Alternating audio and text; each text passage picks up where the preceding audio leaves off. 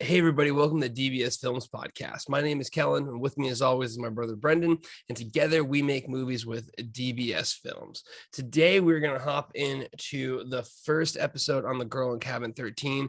Now this is our latest movie that is available for you to watch right now. It was our 9th film. It really was a big milestone coming off of what we, lovingly term the Hateful Eight, which was our first 8 movies. You can go ahead and take a look online at all of our links. Again, we are very community focused, and the best way to get in touch with us is to join our Discord channel. So be sure to check that out. But you can also take a look at our Twitter, Instagram, TikTok, all of those things. We want to give you guys behind the scenes access. And we always say we make movies for our fans, with our fans. So we cast directly from our Discord community. It's the place to be. If you want to learn more about us, I highly recommend you check it out. And you can currently watch The Girl in Cabin 13 for free on Tubi right now. So, really the first thing I kind of wanted to hop into was, where did you kind of see DBS Films post wrapping The Devil in the Room and The Haunting the Morgan Estate? We basically, to give you guys a little frame of reference, we filmed those movies pretty much back to back within, I believe, a 3 to 4 month span. Both of them had severe issues when it came to just getting it through the production process. And we knew we had issues. And basically, we had to figure out, okay, how do we address this? And I think a long time our mentality was always, just film as much as possible. Because in that year, we actually filmed 5 movies. So I really feel like the mentality was just kind of film as much as we possibly could, which does have its benefits in what we're learning. But we really hit that first roadblock of, oh man, no more movies, no more filming. Let's get through this. So what was kind of your overall thoughts at that point in time, and just what that meant for future productions of DVS? Well, I think we needed things to change. Obviously my goal is to get as much work done behind the camera, to film as much as I possibly can, because that's when you're learning the most, is when you're actually filming stuff. You could write scripts and edit all day long, but it's really filming where the rubber hits the road and you're making your exponential gains as far as like learning how to actually make film. I think the issue that I ran into was there's a big difference between filming and then getting something completed and uploaded. And honestly, now I wouldn't even consider filming that beneficial. The real benefit is when you take something, you film it, you complete it, and you upload it. If you're not uploading a finished product, you're not going to learn from that. You're not going to learn from just filming stuff. So you have to finish something and complete it. And I think that was a big mistake that I made. I was like, all right, let's just keep filming. And, we had multiple movies in post-production, and it just was not a good situation because I wasn't learning. I wasn't going through the problems. We were making the same mistakes over and over again. And it's just not a viable business model. You cannot have things stuck in post-production for a year, especially when you're trying to be a lean startup indie filmmaking studio. You have to get these movies shot, you have to get them completed, you have to get them done, you have to get them uploaded, and you have to get the money, starting to roll in. So, looking back on it, just having these movies in post for 6 months to a year was not a business plan that would work. We had to make changes. When COVID came, we had to take a year off essentially. So, I decided that we had to essentially start filming this ourselves. So during COVID, we started a side hustle filming business, which allowed me to, earn money to buy more gear. It allowed me to, work with new clients and film essentially corporate videos. And you just hone my skills. So then once we were ready, COVID was gone. We were ready to hit the ground running with The Girl in Cabin 13. You saw the difference between The Devil in the Room and Morgan Estate when we finally got into Girl in Cabin 13, when that was a smooth post-production process, a smooth pre-production process, a smooth shoot, and a smooth post-production process, where once we finished filming, we had a final uploaded copy to a distribution company within 3 months. I think that really does kind of highlight the major change, which I just believe, again, is that efficiency level that we have now, and the understanding that it is the final product. And, I think all of the experiences that we've had with the movies leading up to that were super necessary. we always point to the Morgan Estate and the Devil in the Room as being the ones that really like made us editing wise, in the sense of giving us the experience. But I think it really, going through that whole process and everything that we've been through, it gave us a very sharp perspective now. I think this was the first time we're like, okay, we're focused in on it. And really, to touch on, I think any person who is out there looking to be part of the film industry should honestly look at starting a video marketing business. I really think that that is a great way to pay the bills and also go ahead and get practice. It's something where I see it all the time. People almost kind of like, oh, I'm doing these stupid corporate videos. I'm doing the, no, man, that's work. That's work. That's film. That's videography. You are learning, you're getting better. And it's, was one of the bigger things that allowed us to continue to buy more equipment, continue to do this. But more importantly, I think, you got easily hundreds of hours and reps of being behind the camera and working with people who not necessarily, are public speakers. So we were kind of coaching them with acting. So I think we gained that experience, we gained that confidence, we gained the time in editing. And then we're just like, you know what, this is going to be our crack at really just taking control of a lot of the different elements of it. And when the pre-production, post-production, and production one, I think we understood that we just need to be lean and efficient. We just need to be very, very lean in what we do with the budget and very smart with it. And we just need to be really efficient with how we operate on set. Do you feel like that was kind of, the mindset moving forward when it came to these movies? Yeah, I believe so. I think when I started my original company, the publishing company, I was employee number one, and I did everything myself. I wrote the books, I did the covers, I did the promotion, I did the marketing. And what that allowed me to do was, when I brought on employees and people to help me with this stuff, I had a general understanding of what to do. So I could, number one, coach them. And number two, I could know what was possible, and what isn't possible. And what that allowed me to do is just be a better manager, is better coach, and a better boss, essentially. And, obviously I was not the best at any of those things that I just mentioned, but having that skill and understanding allowed me to bring employees in and just have them work in a better environment for myself.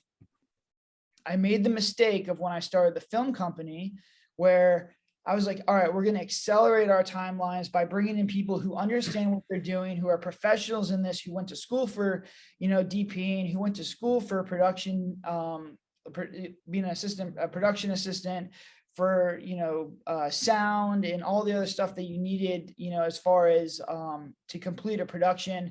I brought on my writers who, have experience writing books, but not screenplays. And essentially, the issue just was, there was a lot of people who had knowledge of this, had the knowledge to do this stuff, but they didn't have the reps and the general experience. So it's kind of like a cluster, and they all looked back at me for, advice and guidance and, management. And I didn't have that experience, so I couldn't tell them, what to do and how to be successful. So we kind of had like this kind of like car crash where everyone's trying to kind of learn at the same time, but you just can't run a production like that. It's not a viable product. There's just a lot of communication problems. I was probably giving bad advice. I was probably asking for things that were just out of the realm of possibility, especially on our low budget. So it just was not, it was not a feasible project. So going back on it, with Girl in Cabin 13, I was like, all right, I'm going to learn how to do all this stuff myself, from pre-production to filming to post-production. And then, I'll get a couple of movies under my belt. And then at that point, I'll have the knowledge that I can bring on other people to help me once again. But at this time, I'll be a better director. I'll be a better producer. I'll be a better just boss of everyone on the set. And I think you're going to see things run a lot smoother. You're already seeing the last three movies run a lot smoother because, I've just cut down that communication because I am the DP and the director. So I kind of communicate with myself essentially. But I mean, my big takeaway for any other indie films is really, if you're not doing this stuff yourself, if you don't have an understanding of the stuff that you're doing, whether it's DPing, whether it's editing or it's writing, you're going to have a lot of problems. And you don't need to do all these yourself, but you have to have a basic understanding of how these things work, what's possible and what's not possible. So when you do communicate to people, it's, you know, as efficient as possible and you're not wasting anybody's time. Yeah, I mean, I think that's super critical, especially at this level, and especially at a stage you do want to continue to, produce these with a profit margin of any kind, because the only real option I think you have at this level is to focus on keeping those budgets as low as possible. And it really is almost kind of a win-win for where we're at in this stage, because we're able to keep it, smaller, which is going to improve the efficiency. Because like you said, we're communicating with less people, even just with it comes to the cast size. I mean, something like we do with The Invited, we had multiple casts, multiple different things going on. And then, one of the bigger things is, because we're able to go through the writing process, the editing process, the filming process, and really all of these productions together, we're not taking a dime from the production. We're putting it right back into making more movies. And that really frees up your budget, because what we find happens is you're going to get a lot of hours from editing. You're going to get a lot of hours from these different creative positions. And I think one thing that creatives have to understand is, if you're just paying them, if you're just giving them a day rate, how invested are they really going to be? Whereas something like, me and you, we're very invested in all of these projects and everything. So we really do put our heart and soul into it. When it comes to someone who you're just paying, they're going to get the job done. They're going to have a skill set, but are they necessarily going to give it the time and the attention that it deserves? And what exactly is that going to cost you? So, one of the big mistakes that I think is, people, instead of being, making something smaller when it comes to scope and doing it yourself, tend to go bigger ideas thinking they can outsource to it. And I really think, exactly as you said, every single filmmaker should work on being able to at least do something to complete a project themselves without necessarily, relying on hiring out for it, because that just makes things a lot more complicated. And, I think this was something that we always knew from the very beginning, that we wanted to make something very simple, very easy to film, especially going through that post-production process with the Morgan Estate and The Devil in the Room, because we necessarily had the overall concept of, the Girl in Cabin 13 pretty early. We, always kind of had it chalked up for that next movie, but we just put it on hold. Let's kind of talk about, I think I would say it was, early 2021 when we're like, hey, let's get back to making movies, but we're going to keep this. I think the biggest echo of Girl in Cabin 13 is simple. Yeah, I mean, it was, I wanted to make it simple because this is going to be the first one that I was going to actually DP. And so being a director is hard enough, and now you have to DP. I didn't know if I could actually do it. So I was confident in my ability to DP because we had a lot of hours behind the camera. I did a lot of pre-production stuff. I did a lot of practicing. I think we shot 4 or 5 little shorts. But doing all that stuff, doing it for 8 days, is difficult. So what I wanted to do is control what I could control, which was I wanted to have a cabin. I wanted to have 2 actors. And I had 3 masked men that just didn't talk. So I didn't have to worry about them. I just stick them out there. We put some scary masks on them and then we go. So this whole script was make something as cheaply as possible, because if I screw it up, then I don't have to worry about it like breaking the bank. See if we can get a finished movie and see how, me being able to direct and DP works out. And that's what we did. And honestly, I'm surprised at how easily we were able to do it. And honestly, if I would have known how successful Girl in Cabin 13 would have been, I would have probably put a little more meat on the bone, because I think we could have done it. But that being said, I think Girl in Cabin 13 is just it's a indie film that people should try and strive to build around or use as a model. Look, it's 1 location, it's 2 actors, takes place during 1 night, and you're in, you're out, and hour 15, hour 20, you're good to go. Super cheap to make, super easy to direct. As long as you get good actors, you do your pre-production stuff. There's nothing complicated about this movie. Great first or second movie for indie film studios. You don't have to deal with a lot of cash. You don't have to deal with a lot of overhead as far as catering or any kind of other crazy location stuff. really try and do something basic like that. You'll get a lot of experience from it, and you can always do a 2.0 version where you can make it better, add in a little more character development, add in a little more story. But just the one location, 2 or 3 actors, and then a couple side characters, all you need to have a really successful movie. Yeah, I mean, I definitely agree. Girl in Cabin 13 really, to me, highlights the new DBS model in the sense of what an efficient and effective movie can look like on a lower budget when it comes to just executing on a very straightforward plot. It was a very easy shoot, kind of giving you a little bit of a spoiler throughout this series, but it was really, really good. I mean, it was a lot better than I was expecting, honestly, just because, again, I think that's one thing that I want to highlight is how we were feeling going into it, because we were, out of this for a year and a half of filming. It had been a long time. It's the first time he was DPing. So, really, when it comes down to it, there's a lot of nerves on this one.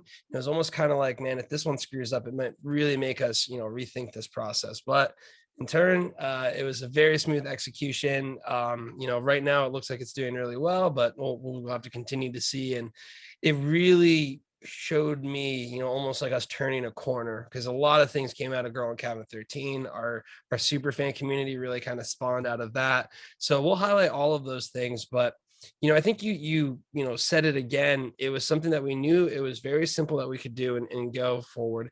And I think one thing we kept doing in the production process is probably the opposite of what you see in the indie film industry. And that was we constantly pulled the budget back down.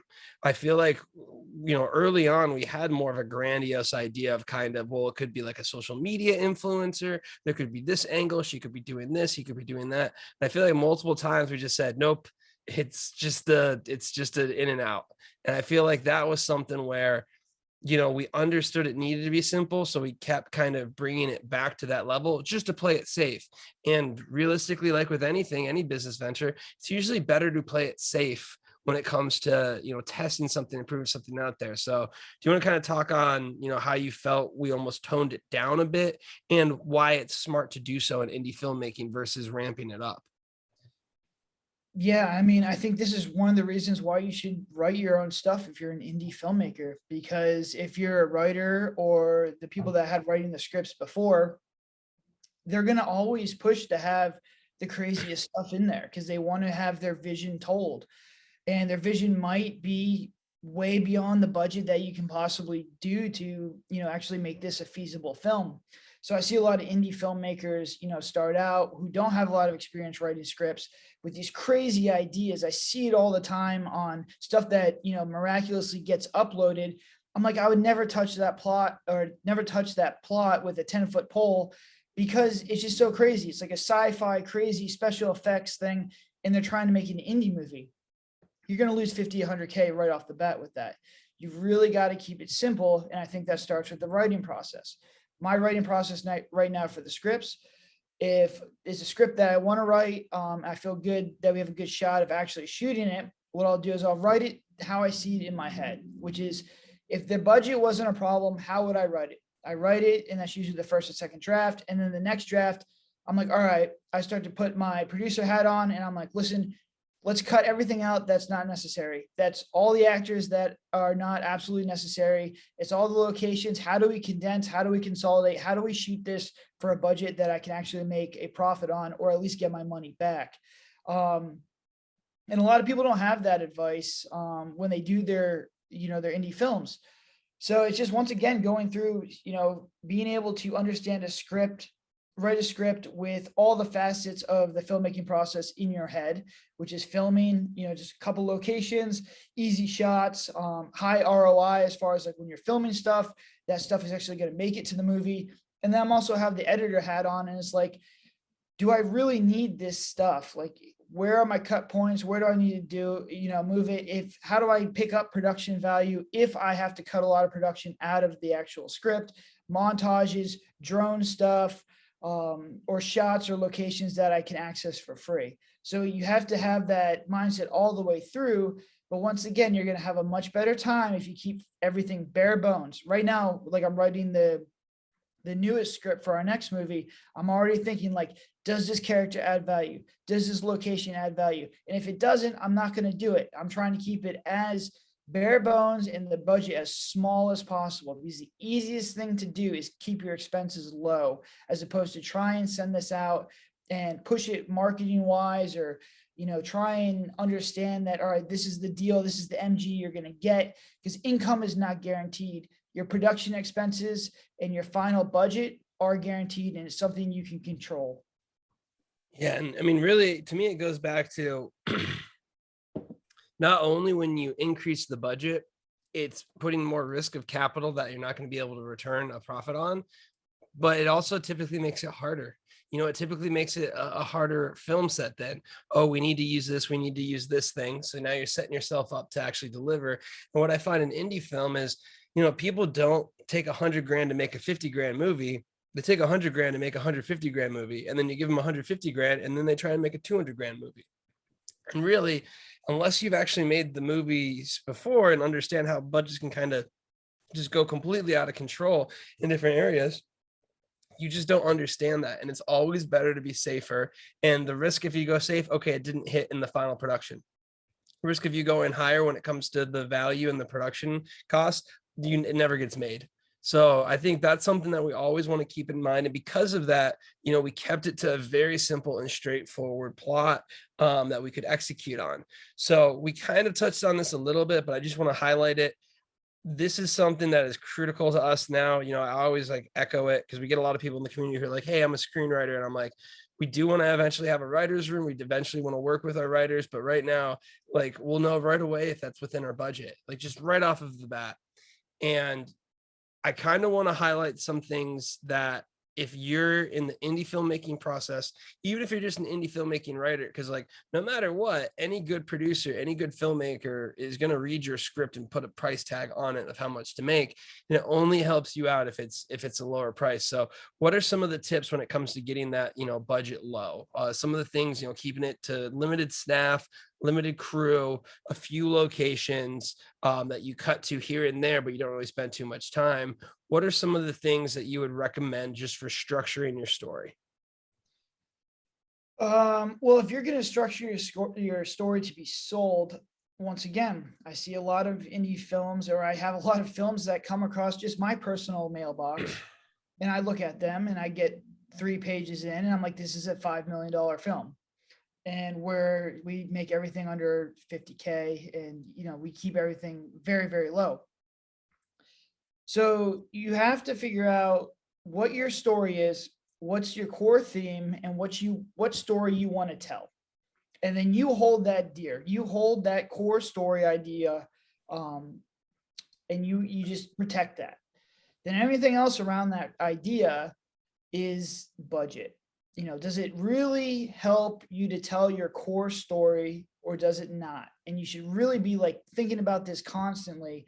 Does this affect, does it having high quality special effects really help that core story? Does having multiple locations really help that core story? Does having a ton of actors and a whole ton of side characters really help that core story? Does having, gimbal shots and crazy drone shots and crane shots really help your story? And if the answer to any of that is no, don't do it. Just don't do it. And I think people get it in their head that they want certain shots, and it's going to really add production to the movie, when they should really be focusing on story. And I think that budget, while a lot of people want to have a big budget, I think having a smaller budget, working on an indie scale, makes you more creative. Because I'm literally all right, I want this character in here. How do I do it on our budget? Or I only have one location. How do we, do different things to make sure the production looks high quality? And where it's how do we tell this story without this one character? And it's just really trying to be as creative as possible. And I think limitations make you more creative. And I think, just saying I need a bigger budget, or I need to have all these things to really tell my story without giving it proper thought, is just lazy writing, and it's an excuse. I think any story can be told for any kind of budget. Obviously, if you have a bigger budget, you'll have more production. But I think if you're a storyteller, you're a story maker, you're a filmmaker, you can make any story you want for any budget. You can shoot on an iPhone if you want, And it just comes down to protecting that core idea, that core story that you want to tell. Everything else around is just fluff, and it's your job to be as creative as possible, cut through that and just figure out what you really need and what else is just stuff that you maybe want or wish for. I think that's so critical to understand just throughout the entire filmmaking process. And it really ties back to finishing things is vastly the most important thing you can do. And it's so much better to finish something at any scale than it is to focus all of your attention to something that's a larger scale. I really do think it's the more reps you get, the better.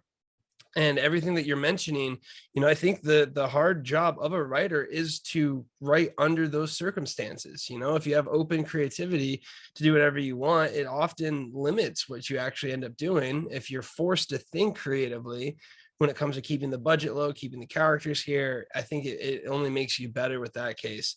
But the last thing I wanted to touch on really when it comes to this whole idea, I think that's just compromise. You have to understand, like, we probably have like what 200, 300 almost ideas now that would be cool. We're like, that'd be really cool if this happens. And then what would we immediately say? Well, yeah, you need a budget for that. So we just throw it in the idea bank.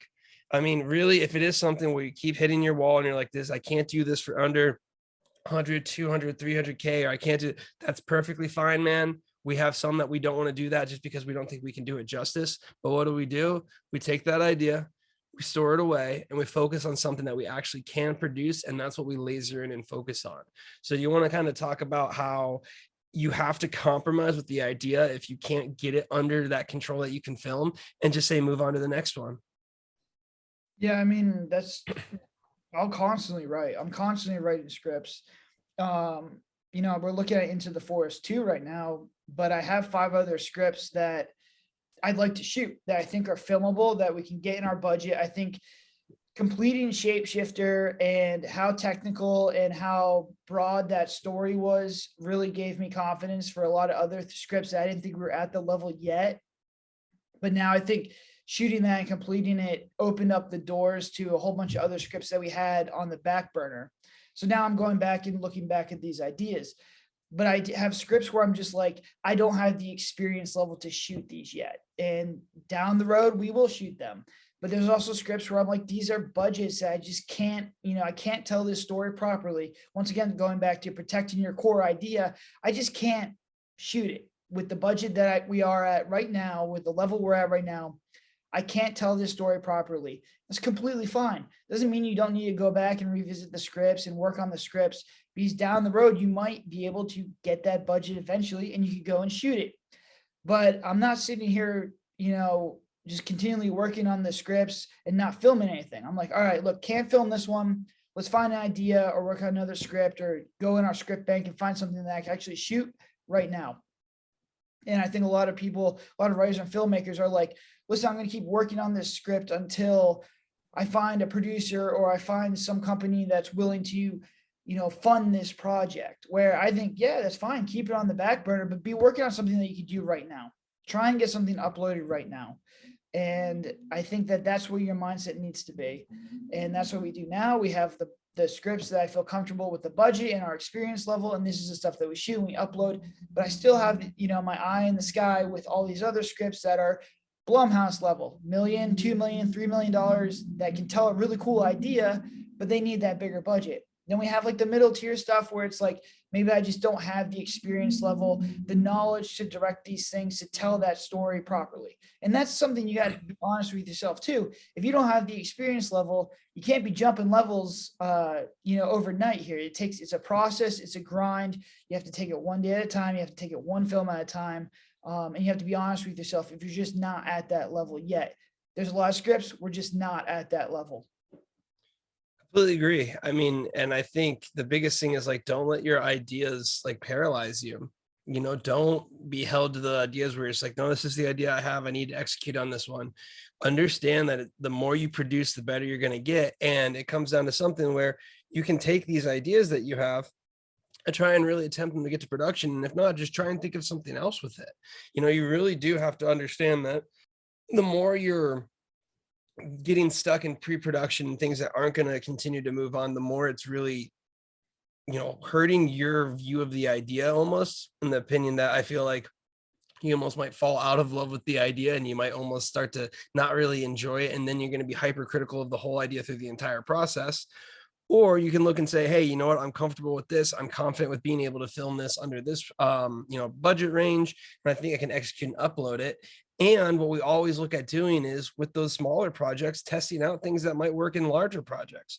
Each one of the movies that we've completed at a smaller budget really kind of is the best marketing analysis for us to see if people like these ideas, to see if it is worth it to make the same concept at a higher budget. But I think really what helped us the most with The Girl in Cabin 13 was approaching it with that mindset. The mindset that, we need to make this simple. We need to make this easy to film. We need to make this something we can execute on. Because in my opinion, we executed really, really well on it. It was a solid movie. My biggest issues with it was, I think it was watered down, but that was intentionally watered down. And the reason for that, again, is to make it simple and to make it straightforward, and that's something we can film. It came out really, really well. And I think it does highlight that model. So, what are kind of your thoughts overall on The Girl in Cabin 13? I felt good with the script. I thought, obviously my biggest concern was pacing, and I wanted something very simple. So Girl in Cabin 13 is both those. It's a very simple movie. I thought the pacing, once the guys got and showed up to the house, they just kind of rolled all the way through. It just starts and goes. We had a good climax on there. So I was pretty happy with it. I don't think there was a time in there that we were really struggling with like what to write, essentially. I know we had like a little bit of issues in there with how they actually get into the cabin, and how they actually, make that step to actually kill them. We had a whole bunch of ideas. I know the bulletproof glass was a huge kind of issue, but no one really brought that up when we finished the project. So that's kind of interesting. But I think the goal was just get something in there, get something simple that was just, let's try and go as fast as possible. Because if you remember and you watch The Devil in the Room, the biggest feedback was that it was terribly paced. There's a lot of high dialogue dumps. There's just a lot of over dramatic character development. And this one was like, all right, look, let's just go. Let's worry about pacing. Let's worry about the environment that we're putting these people in. Let's worry about, just the overall story as far as like a horror story. The world building is what I really wanted to focus on this one. What's the creepiest scenario we can do? What's the most intimate scenario you can do? What if you went to an Airbnb or a hotel or a cabin in the woods and 3 masked men showed up? What would you do? And that is the goal of what we want to try and do with this movie. And I feel like we executed it pretty well. But the script was pretty easy to write. When the scripts are easy to write, usually the movies and the quality of the movie is a lot better than something where you're just constantly struggling, constantly trying to dig yourself out of plot holes. Yeah, I mean, I think first off, the bear-proof windows that were bulletproof was a solid plot hole that we fixed. But it came down to, it was a little tiny things, nothing really too hard for us to kind of get right through. It was very clear, very simple. And I think one thing that's always, you're going to hear us talk about it more and more is pacing. But, even when we thought we were pacing The Girl in Cabin 13 fast, we still had this lull of the downbeats kind of getting to when she first sees Carl in the woods. So even when you are focusing on these things and think you're making them top priority, you still have a lot of areas where you can like just end up improving on. Because I mean, just, looking at what the script for The Shapeshifter was compared to The Girl in Cabin 13, it's so much better paced just throughout the like intro and up until they see the masked men. I think it's just something you continue to keep learning on. When it came to, filming and kind of doing it, a lot of the scenes were just things that, while you haven't filmed them before, we either did the same scene before where you were on set directing it, or we've seen it in movies before. So do you kind of want to highlight, like, I think one of the first thing that filmmakers really should look at doing is imitation, in the sense of, this is things that look good. This is things that have been done in horror. Like, understand how to do the basics, because then you can start putting your little twist on it. I think, as we continue to progress, these movies are going to get more of our own style when it comes to the writing and the filming. But Girl in Cabin 13 was like such a baseline horror indie that I think it was just attempting to do the real principal elements of a horror movie, and us, executing on it. Yeah, I think it was a good learning lesson for me. And I had slowly started to pick it up as I was directing the other feature films. If you haven't seen it done before, don't do it, because there's probably a reason why no one's done it before. And just the core concept of directing is just communicating, trying to get the vision of the story that's in your head through the DP and through the actors, so that they can realize your vision. Easiest way to do this is to have clips of other movies that you're trying to replicate, that they shot a scene that you essentially are trying to replicate with your own twist on it. Or if you've done pre-production and recorded that stuff, and you can show it to the actors. We had a lot of pre-production stuff where me and Kel went out there. We filmed this stuff ourselves. I was able to show it to the actors and say, look, this is what we're going for. This is what we're trying to do for this scene. I had a ton of clips from movies that have done similar scenes in this movie that I could just pull up on my phone or my iPad or my computer and say, look, this is what we're trying to accomplish. And immediately, instead of me sitting there trying to explain this stuff where they may have never seen it before, it's going to be difficult. You're going to have that communication drop off in there, and it's just not going to be time friendly. So what I do now is when I do pre-production, I send them a ton of video links. I'm like, this is the scene that we're trying to do. This is how we're going to do it. If I don't have a movie that I can pull from, I do pre-production of it. So then I show it to the actors and say, look, this is what we're doing. This is how we're going to do it. So everybody's on the same page.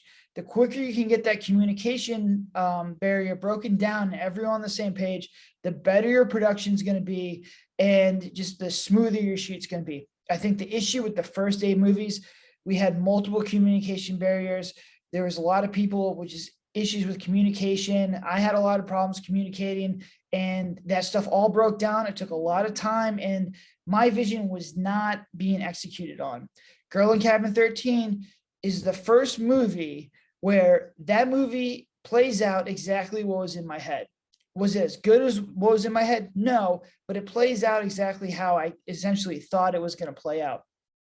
And I think that's a milestone for any filmmaker to try and get to, because if you can get your vision that's in your head on a finished uploaded product, then you can really see like where the issues are. And I'm like, all right, well, if I don't like this story, and it was a story that was in my head, those are story problems. That's a script problem, or that's an editing problem. These are very valuable things I could go back and I could look at. I could have a hard conversation with myself and be like, all right, look, this story needed more meat. The people wanted more stuff. They wanted more character development. But the fact that I know that I could shoot this movie and I got it done and it was what I had in my head is just a huge step for us, as an indie production studio, because now I could go back and focus on story and make the changes that I need to really tell the story and make it better, so that the next time I have it in my head and I go to shoot it, it's a much better, more polished product. Completely agree. And I think, another thing that really shows with this one is this was the one where, between me and you, we had writing, filming, editing, the PA, getting food, getting everything. Like essentially the entire set was me and you, besides the actors and the special effects. And I think it goes back to, the best thing a filmmaker can do is try and do everything themselves. If you can do a very small set where you're doing all those roles and you can get an uploaded product, I think that's the best thing you can possibly get. But just looking at, the devil in the room, we had basically double that on set, just in crew. So we were able to reduce that. And again, everyone we worked with was absolutely great, and they were really good at their positions. But it went back to what we were kind of talking at the beginning. The most experience you get when you do everything is like so much more valuable when it comes to just learning and progressing. And then the other thing, it's efficient when it comes to the budget too. If you can basically fulfill those roles, you can be efficient, you can do it with the budget. And then when the time to scale comes, like you said, you have the understanding of that position. So would you recommend, as minimal staff as possible? And I think one thing that happens, I feel like people almost kind of like, I'm a film now, I need to have all of these positions. I need to have all of this. And if you're on a Hollywood set or a large production, yes, I can see that. But I honestly feel like a lot of indie productions that I hear out there are a little bit overstaffed when it comes to just what they're looking at doing. Maybe they actually need it for the actual production, but in my opinion, they probably should have scaled back production before they even got to that point. Yeah, I mean, I think, like I made the mistake too. I was like, all right, we're a film studio now. Let's, anyone who wants to come on set and just watch or do BTS stuff, come on, just, come on and take a look at this cool thing that we're doing. Multiple PAs, multiple sound guys, DPs, everyone was there. We ran with a giant crew, super inefficient. And every person that you have on set, you have to worry about as a director, as a producer. You have to you're constantly worrying about them. And number one is not just the day rate that you have to pay the person, you have to pay them for cater, or you have to provide food for them, you have to provide lodging for them. So it gets expensive really fast. And it's just someone else you have to worry about. You have to worry about them breaking. You have to worry about them walking off set. You have to worry about them distracting other actors. It's a lot. And, now I think about it is if someone's coming on set, they're going to have to really like either earn it or make themselves super valuable right now. And that's just where we're at.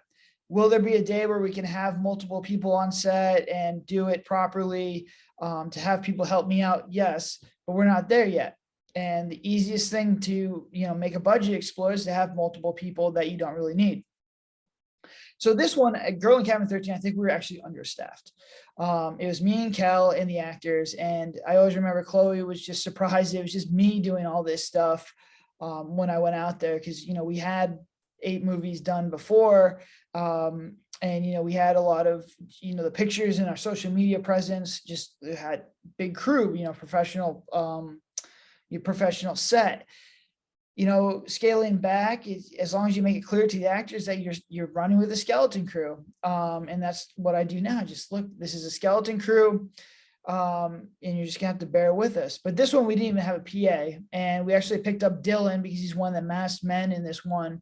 And I was just struggling to move lights around. We were struggling to get food properly prepared. We were probably one man short. And that's where we brought Dylan in, and he just was like, all right. I'm like, dude, you want to work? He's like, yeah. And, dude just kills it. So he came on and started doing some PA, some grip work, essentially just another set of hands, which is essentially just what I need. So now, moving forward, we have Dylan's been on all our sets, and he's our actor and PA. We kind of put him through the ringer with both of those, and he was the feature on our last film, and he was doing PA and grip stuff. So shout out to him. He does a great job as always. But I think you definitely need to have a PA there because things are going to go wrong. You're going to need people to, go to the store, get stuff. You're going to be missing some props, or something breaks with the camera, you can bring it up. So, definitely have a PA. But other than that, I think any other person that has a technical job that you can do or is not completely necessary, I would look at just trying to keep it as bare bones as possible. Yeah, and really, I think the thing we're trying to highlight is it's better for you to scale into those things, to do them yourselves, than to hire out. Because at least, even if you've done it yourself on a smaller budget, you understand how it works. You can understand how it goes. Because, I think looking back at it, we easily had the skills to execute on this. I mean, it was something where, I think we could really show with just how we were able to get everything together and the quality of it and how it came together, that we were at that technical level. But I do think it was one that we were pretty nervous about, simply because, if we went there and we attempted it at this level with, the new production style and the new just mindset going forward, and we had a movie that was worse than the movies we were coming off of, had something critical happened, or it never got made or anything like that, I think it really might have slowed us down, or at least had you rethinking, I guess I gotta wait a little bit more and come at this with a different angle. I mean, yeah, there's a lot of pressure on it. Because this is the model that I wanted. This is the model that I chose. This is the model that we needed to execute on in order to be successful. So yeah, if there was a problem with this, or we couldn't do it, or I couldn't shoot it, or there's, it just turned out to be absolute garbage, it would have sucked. And I would have had to probably take another 6 to 8 months to just really reevaluate and try and come up with another game plan. But I think that's the reason why you see such a bare bones movie. Because I was just nervous, I didn't think it would be as successful as it really was. I think it really overkicked its coverage. And, looking back on it, I could probably definitely added a little bit more in there. But I mean, the bottom line is we got it done. It's uploaded. We got marketing information. a lot of the shapeshifter scenes that we pulled for the last movie, we pulled from Girl in Cabin 13. And it was super easy because I showed the actors exactly how to do it. And because we've done it before. And it just goes back to, there is no shame in doing a 2.0 version of a movie. There's no shame in pulling scenes from your movie and doing them better in another movie. And, I'm having conversations with distribution companies and other producers. I'm making a Girl in Cabin 14. They like this movie. They like this concept. They just want to tweak little things. They want to give it more depth. And this all is happening because we got a project done. Yes, it was bare bones. Yes, it was very indie. Yes, it is very simplistic. I understand that. But we wouldn't be having these conversations we're having now if we didn't get it done. Yeah, exactly. I mean, if you're at roulettes or you're playing craps and it's going to come up a winner, yeah, of course you would have bet more. But this was something where we took the safe route with it. We understood, hey, we want to prove this model, prove this process. This is going to be something that, the biggest thing is that we get something done, able to upload. We executed on it. And to me, that's why it really was that turning point. Because so far, not only with completing it, that gave us the confidence to go moving forward with the Murder House, but then seeing the reception that we're getting allowed us to go a little bit more bold when it comes to the shapeshifter. So, as we wrap up the pre-production, do you kind of want to mention how, again, the benefit of having that upload really gives you that next, almost vantage point of the business of, okay, distribution is now an option. These are different things. So things become more clear as you have more uploads and more successes. And this is why it's so important to have these finished products that you can then learn from, because they basically allow you to then guide the ship. I mean, if you're not finishing projects, if you're losing them to essentially the indie void, or you're just taking forever in post-production, it's like starting a business and just never releasing a product. You just can't do it. There is no way that it's a viable business model. And I think until you get a product released or a feature film released or a short released, and you get feedback from festivals, from friends, from fans, from distribution companies, from producers, you're just not in the game. I don't know what you're doing, but you're not in the game. And you learn exponentially when you get a final product. Once again, my biggest advice to myself, if I had to go back and give myself advice when I first started out, would be get something uploaded as quickly as possible. And I think that there's so much pain in the writing process and the filmmaking process and the editing process that you want to just push it off. I mean, I'm doing this now with like the Murder House. Like this thing needs to get across the finish line. I've been sitting on it for a long time because I'm making small little tweaks to it. And then it's just like, man, I just got to get this thing uploaded. It needs to go to market.